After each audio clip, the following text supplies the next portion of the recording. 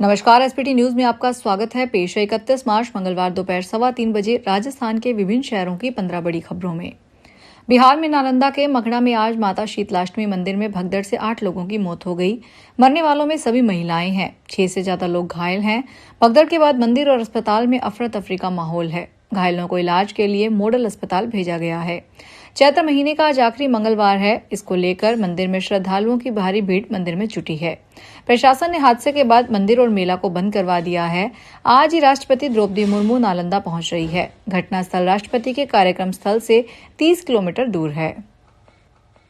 केंद्रीय सड़क परिवहन और राजमार्ग मंत्रालय ने ऑल इंडिया टूरिस्ट परमिट वाहनों को लेकर नई गाइडलाइन जारी की है, जिसमें राजस्थान में संचालित करीब 10,000 प्राइवेट बसें सीधे तौर पर प्रभावित होगी। अब नए नियमों के बाद अब दूसरे राज्यों में रजिस्टर्ड होकर राजस्थान में संचालन कर रही इन बसों को राज्य में ही पंजीकरण करवाना होगा। दरअसल 1 अप्रैल के बाद पंजीयन या परमिट रिन्यू करवाने वाले वाहनों पर नए नियम लागू होंगे। इन नियमों के अनुसार अब परमिट उसी राज्य में जारी होगा जहां वाहन रजिस्टर्ड है और वाहन मालिक का व्यवसाय या निवास भी वहीं होना चाहिए। कल 1 अप्रैल से सोने और चांदी के निवेश और इन पर मिलने वाले सुविधाओं को लेकर कुछ बड़े बदलाव होने जा रहे हैं। ये नियम न केवल आपके निवेश की वैल्यू को प्रभावित करेंगे, बल्कि आपकी टैक्स प्लानिंग और लोन लेने की क्षमता पर भी असर डालेंगे।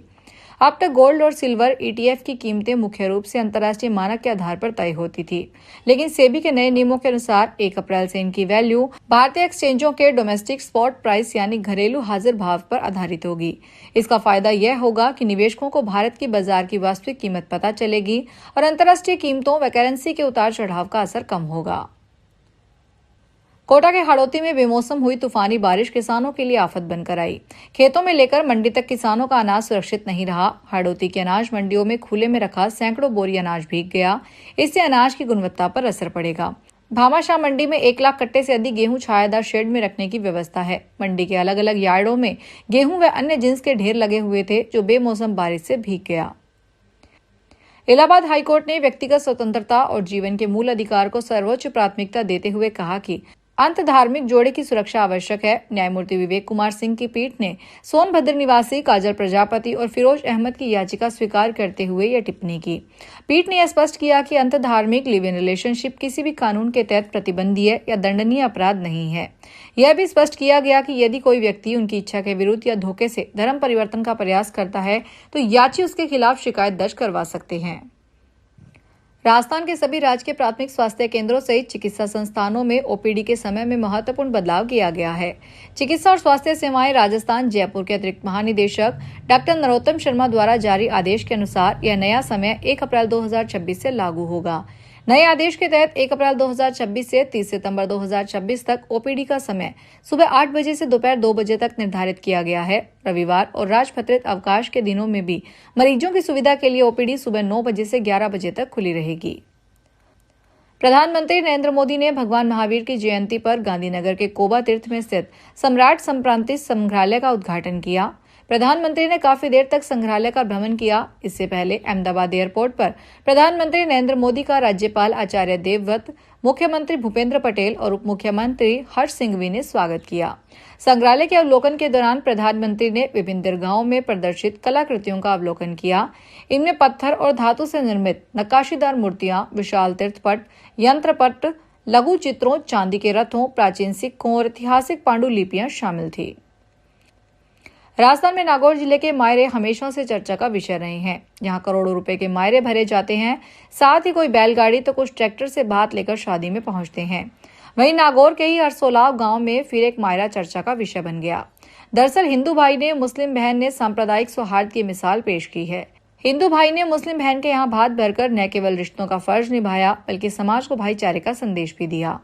नारधानिया की ढानी निवासी परसाराम अपने साथियों के साथ नागौर जिले के हरसोलाव गांव में रहने वाली अपनी मुस्लिम धर्म बहन शबाना बानो के यहाँ पहुंचे और मायरा भरकर शादी के सभी कार्यक्रमों में सक्रिय भागीदारी निभाई। सीकर में खेलने के लिए बनाई गई मिट्टी की सुरंग ढहने से 3 मासूम दोस्तों की मौत हो गई। वहीं चौथे दोस्त की जान बच गई, जिसके चिल्लाने पर लोगों को घटने के बारे में पता चला। घटना नेशवा थाना इलाके की है। फिलहाल तीनों मृतक मासूम बच्चों के शव को परिजनों को सौंप दिया गया है। गनेड़ी गांव में एक खेत में मिट्टी के 3-4 फीट ऊंचे टीले को नीचे गांव के बच्चों ने खेलने के लिए सुरंग बनाई हुई थी। इसमें वे खेलते थे। केंद्र सरकार ने सूचना प्रौद्योगिकी नियम 2021 में संशोधन का प्रस्ताव रखा है। इस प्रस्ताव के तहत मध्यस्थों के लिए सरकार द्वारा जारी निर्देशों का पालन करने की बाध्यताओं को विस्तार करने और ऑनलाइन सामग्री पर विनियामक निगरानी के दायरे को व्यापक बनाने का प्रस्ताव किया गया है। इसमें नॉन पब्लिशर यूजर्स की ओर से शेयर की गई न्यूज और करंट अफेयर शामिल हैं। परिवहन कार्यालय जयपुर ने वित्तीय वर्ष 2026-27 के लिए मोटरयान कर जमा नहीं करवाने वाले वाहन स्वामियों को चेतावनी दी है।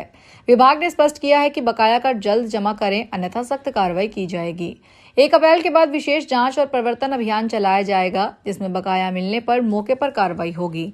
अधिनियम की धारा 11 के तहत दोषी पाए जाने पर वार्षिक कर की राशि का न्यूनतम 2 गुना से लेकर अधिकतम 5 गुना तक जुर्माना लगाया जा सकता है। जयपुर में एसएमएस हॉस्पिटल के एक डॉक्टर की पहचान चुराकर फाइनेंशियल फ्रॉड करने का मामला सामने आया है। डॉक्टर की आइडेंटिटी थीफ के जरिए धोखे से 4 करोड़ रुपए से अधिक के 36 लोन लिए गए। सिविल रिपोर्ट जनरेट करने पर लोन डिटेल चढ़ी देकर दंग रहे डॉक्टर ने गांधीनगर थाने में एफआईआर दर्ज करवाई है। पुलिस ने बताया, एसएमएस हॉस्पिटल में कार्यरत 56 वर्षीय डॉक्टर ने रिपोर्ट दर्ज करवाई है। इंडियन बैंक ब्रांच की ओर से उनके पैन नंबर पर सिविल रिपोर्ट जनरेट की गई। रिपोर्ट देखने पर अचंभा हुआ कि उसमें बड़ी संख्या में लोन अकाउंट दिखाए गए। मत्स्य नगर डिपो की ओर से 1 अप्रैल से दिल्ली व जोधपुर और अलवर डिपो की ओर से सांवरिया सेठ के लिए एसी बसों का संचालन किया जाएगा। तीनों रूट पर 2-2 एसी बसें चलेगी। इन बसों के चलने से अलवर, भिवाड़ी, दिल्ली, जयपुर, अजमेर और जोधपुर के यात्रियों को फायदा होगा। रोडवेज प्रबंधन की ओर से मत्स्य नगर डिपो को एसी की 4 अनुबंधित बसें उपलब्ध करवाई गई है। वहीं अलवर डिपो की ओर से तय किया गया है कि अभी केवल सांवरिया सेठ के लिए बसों का संचालन किया जाएगा। इसमें एक बस अलवर से शाम 5 बजे के आसपास रवाना होगी। यूपी के बागपत मेरठ हाईवे पर ऐसा खौफनाक मंजर देखने को मिला, जिसे देखकर लोगों के रोंगटे खड़े हो गए। रफ्तार से दौड़ती बाइकें अचानक फिसलने लगी और कुछ ही पलों में सड़क हादसों के मैदान में बदल गई। एक एक कर 30 से ज्यादा बाइक सवार जमीन पर गिरते चले गए। दरअसल हादसे की वजह बनी शुगर मिल से निकलने वाली मैली, जो एक ट्रक से लीक होकर हाईवे पर फैल गई थी। इस मैली ने सड़क को इतना चिकना बना दिया कि टायरों की पकड़ पूरी तरह खत्म हो गई। रात के अंधेरे में यह खतरा और भी बढ़ गया, जिससे कई लोग बिना समझे ही फिसलकर गिरते चले गए। इसके बाद फायर ब्रिगेड की मदद से पूरी रात सड़क को धोया गया, ताकि चिकनाहट खत्म हो सके और आगे कोई हादसा न हो।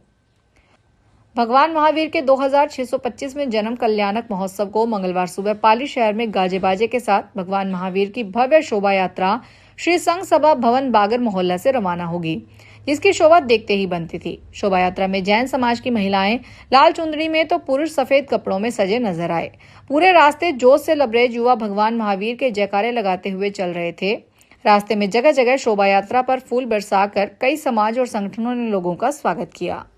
फिलहाल इस बुलेटिन में इतना ही, फिर हाजिर होंगे बड़ी खबरों के साथ। अगर आप भी अपने आसपास की छोटी बड़ी और महत्वपूर्ण खबरों से अपडेट रहना चाहते हैं तो सब्सक्राइब कीजिए हमारे चैनल एसपीटी न्यूज को और प्रेस कीजिए बेल आइकन पर।